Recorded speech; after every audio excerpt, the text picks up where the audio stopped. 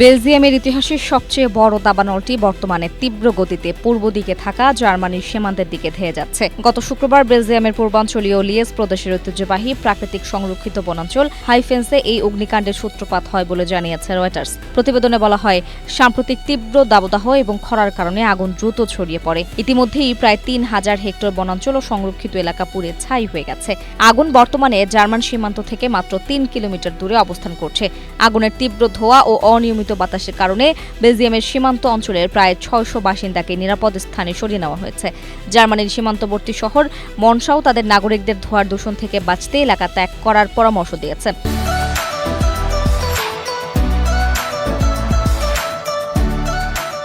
Belgium, Germany এবং লুক্সেমবার্গের ২৫০ জনেরও বেশি দমকল কর্মী, সেনা সদস্য এবং স্থানীয় কৃষকরা আগুন নেভানোর আপ্রাণ চেষ্টা চালাচ্ছেন।